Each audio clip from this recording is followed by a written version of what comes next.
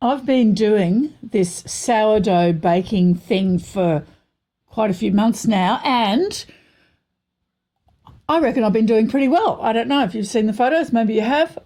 They're tasty, they're crunchy, fabulous sourdough. But today I'm feeling a bit more like Icarus than Daedalus because I reckon I've flown too close to the sun and I had a complete disaster.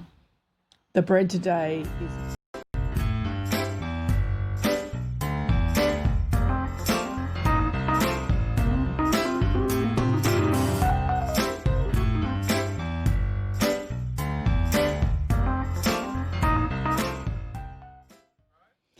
Have you been doing anything, Joanne, while you've been in isolation? Because you're not in isolation now, are you, being in New Zealand?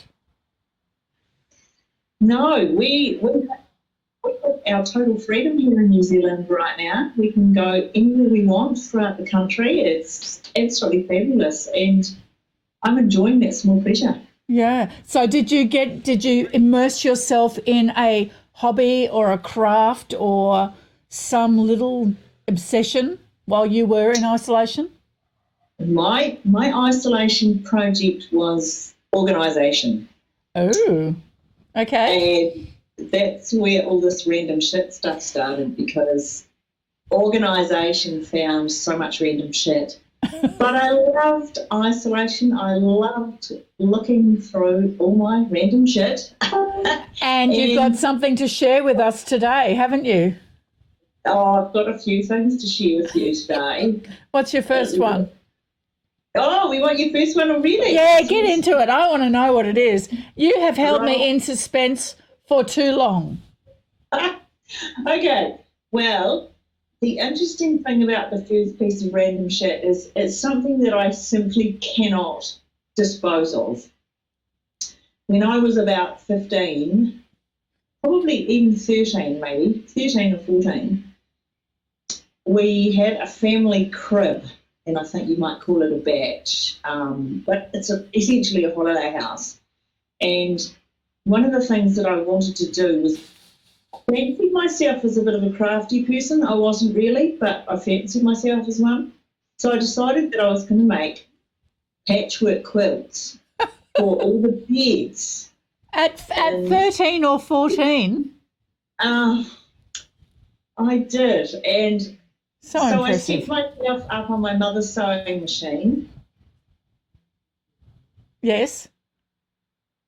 and I started cutting these patches out. I made a whole lot of patches, but the interesting thing was that I cut all these patches out of all these old clothes that belonged to us kids, myself and my two sisters. Yeah.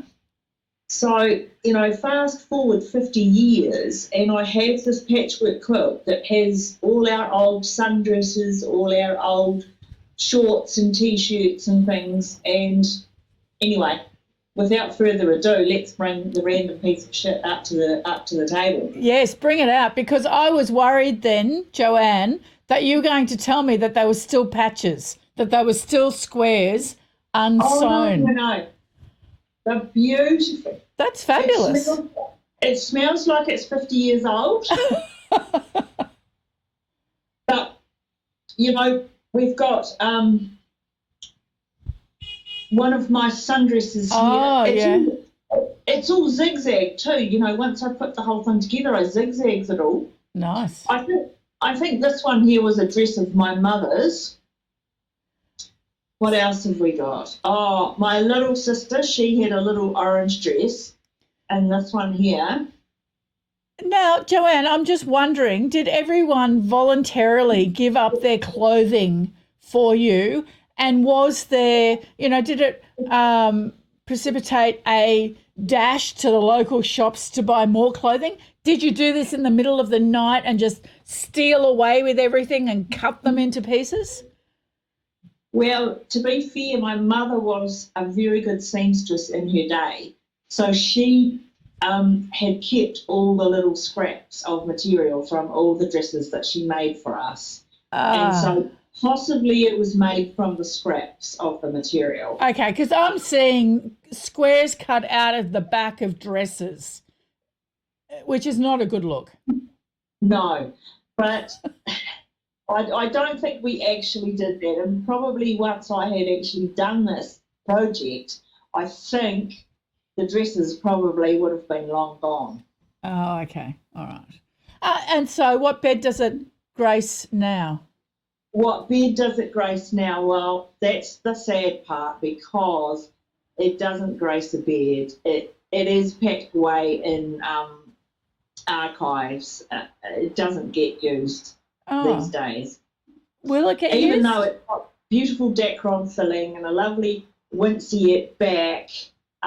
Yeah, it is a nice quilt, but it doesn't get used, unfortunately. Oh, so is there someone who would use it? Are you going to bring it out and gift it to someone, or what's going to happen with it, Joanne? Because one day you're going to put your queue in the rack and someone's going to need to know what to do with that quilt. Oh, I know. Well, that's going to be up to my sister, because she's the executor of my estate and she can will it to whoever she wants. Oh, well, lucky sister. That's hilarious. Well, you know, I mean, everybody's got a story of going into somebody's house that's you know, been called to other places and looking through some things, and some people call it treasure and some people call it trash. So that's right. Who knows what will happen when we move on? Some people might look at that and think, well, that's a treasure, and you know, others might think it's a trash. Who knows? Oh, absolutely. No, I completely get that. But I think that quilt is definitely a treasure. I don't think it's trash. And people who I know people, I don't sew myself and I'd like to, but I know people who are so fascinated and love vintage fabrics. They're going to love that. Well, it's definitely vintage. Yeah, There's yeah, no totally. doubt about that. Yeah, It's a good 50 years old. Yeah, so well, I was going to make some comment about, you know, that when you were 13 or 14 was just more than a few years ago, but that might have been rude. So you were being polite. But it was being polite. Yeah, it doesn't often happen, but sometimes it does. Now, Joanne, what is your second piece of random shit? Well, I've been organising my garage, which has been my storage unit for the last 7 years whilst we've been travelling. And I'm from a family who collected heaps of china, heaps of antiques. I had a china shop of my own in my early career. Oh. And of course, I collected every piece of thing that was imaginable in those days. And I found this little box of things associated with wine, which kind of hit a bit of a nerve, because every night at 5 o'clock we have a thing here in my household. It's called wine o'clock. Of course. And wine o'clock means that you stop whatever you're doing and start drinking wine. But in this little box of goodies that I've got here, we've got so many things in relation to wine that you could imagine. And it's a little box full of little things. Oh, okay. Wow. Can you see that? Yeah, I can. I'm looking. Sorry. I'm just going to pick some of them out so that I can show you. Please do. What sort of random shit I used to need in my other life. Yep. So, as far as wine goes, in the old days, oh God, we're starting to sound old now, but in the old days, we used to have, we had corks in our wine, right? Yes, we did. So this little thing here was a little knife thing that you put around the edge of the bottle, and yes. you put it around, and it cut the metal around the bottle. Yes. So first of all, you cut that. Yep. Okay. All good. We've cut that. Yep. I'm still with you. Then we have a magic thing called a corkscrew. Oh yes. And, of course, we took the cork out. Yep. No, hang on to Joanne. How good were you at getting it into the centre of the cork? Oh, I was a master. Oh, okay. Clearly, you've had a lot of practice. I have. Years of practice. And then once you'd taken the cork out, you couldn't pour it straight into the bottle, into the glass, because you needed to have this beautiful little silver, Whitehill silver wine pourer. So you put this into the wine bottle. Oh. So and you take the little cork out of it. Oh, yeah. And you pour it with the wine pourer. Yeah. So why do you need? Is that just so you don't spill it, or does it do something magical to the wine? No, it's just because you need to be posh. Okay, posh. I get posh. Well, I don't, but I do. No, I don't now either. But it's a silver wine pourer, no less. Yeah. You could probably make a nice piece of jewellery out of that silver if you cared to melt it down. You could. So, now, because in those days we didn't drink a whole bottle of wine, of course, then we needed a thing called a wine stopper. Oh, yes. Oh, that's a nice one. So you have to have a stopper for wine. And there's several of those. Yeah. Now, did that make the wine bottle too tall? Did you store them in the fridge? Is this like what? I'm not a wine person. Wine makes me sick, so I don't drink it. Would you store that in the fridge and then it's just too tall? Or do you put it on the sideboard? It was all right in the fridge, but if it was red wine, it would just be left out. Okay. So because that's really frustrating. I've put bottles of champagne in the fridge before, and sometimes they're just too damn tall. And, what do you do? It's so frustrating. It's a tragedy. I mean, it's a first world problem. I know. If the wine bottle is too tall for your fridge. I mean, you just need to get a new fridge. Okay, all right, okay, yep, I get that. So we've got these wine stoppers, but so that's for still wine. Yes. If you happen to be having sparkling wine. Yes, which is what I can drink a little bit of and not get a headache. There's another gadget, also silver. Oh, that's nice. Which you put over the bottle and clamp it in. Yep. And then pull the cork out. Okay, so that's a cork remover. It's a cork remover for bubbly or champagne type wine. Wow, okay. I've never seen one of those before. So that's another piece of random shit that is not really necessary in life today, but sure. It's here. Tell me though, Joanne, is there a stopper for the sparkling wine to stop it going flat? Yes. Yay! Of course. Of course. We've got these two little cork things. One's got a cute little grape on the front of it. Okay. And the other one is it's a silver one as well. Another piece of unnecessary wine paraphernalia.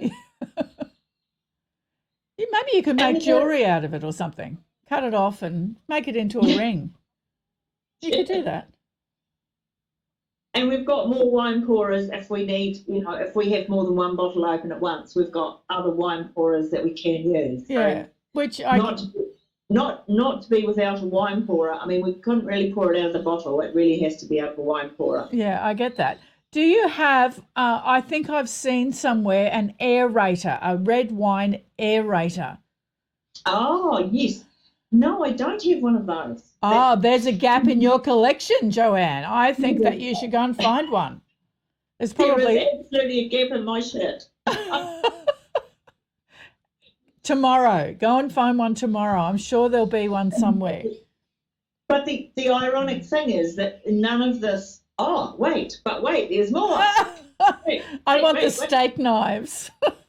No, there's not steak knives, Oh, but just as a little demonstration, so here's your glass of wine. yes, I also have these pretty little flowers yes. that we put on the bottom of our glass so we know whose glass is Yeah. who. We have So the trick several, is remembering your colour. several colours Yeah, of little flowers. that's so And funny. then after all of that, if you've drunk too much of that wine and spilt it everywhere, Yes. we've got this other random piece of shit called wine out. And it's to clean the wine out of your carpet. Oh, that's fabulous. I wondered what that was. Now, I love it. And have you had to use it, Joanne? Are you using it? Or are you really good with your, it looks unopened. it's still in the packet. You're a master. Why would you waste wine by spilling it on the floor, for goodness sakes? Well, it's very interesting because when I came across the little box in my chiffonier in the garage, I was like, why, how would I ever use this stuff ever again? I will never use it ever again. But what are It you was going to do with it? right. It's the eternal question. What will you do with it? Most likely it will go to the charity shop. And it'll be a bargain for someone, won't it? It will be, and it'll become somebody else's random shit, not mine. Oh God, I love it. I love it. All right. Well, I think that we've just answered the eternal question. What will you do with your random shit? And Joanne, you're going to send yours to the op shop. I am, Yeah. exactly. All Exactly right. what I was doing. Okay. Thank you Not so my much. quilt, though. Not my quilt. No. That needs to go to someone who you love and cherish, or, that kind of thing, I think. Well, it might be interesting because if one of my friends is watching the show and if you decide that you'd like a piece of my random shit, please let me know because I'll be only so happy to give you a piece of my random shit. I'm loving that idea. So this is an opportunity to come to stake your claim. Yeah. Yeah. Please let me know. Sounds great. Thank you, Joanne. Thanks for joining us. Thanks for sharing your random shit with us. And Thank you for having me. It's been a great show. Yeah. Always. Thank you. And we might catch up another time in a few weeks just to see what other delightfulnesses you have. Yeah, there will be more. I'm sure there will be. All right. Thanks, Joanne. Okay. Thanks, Robin. Oops, just knocking the microphone. Thank you. Thank you. Did you notice that I didn't share any of my own random shit? Because quite against what my sister Sue might say, that I have so much that I will never run out, I'm really feeling like my random shit is no longer worth showing or can't be shown. I'll see you later in the week. Thanks, Joanne. That was fabulous. So are we off? That's it. Now? We're off. Yep. Well, we're on, but we're off. Good. Oh dear. I really think that one that you had with the champagne stopper, the top of those looked really interesting. I reckon you could make them into nice rings. Really? Yeah. But you see, because I've been traveling for so long, I don't even wear rings anymore. No, I get that. Today I've got my best clothes on, and I did put a pair of earrings on and a little necklace, but typically I don't wear anything like that. Yeah. Well, I don't either. I do have rings on my finger, but typically I'm not well adorned, and it's not because I travel, because I don't.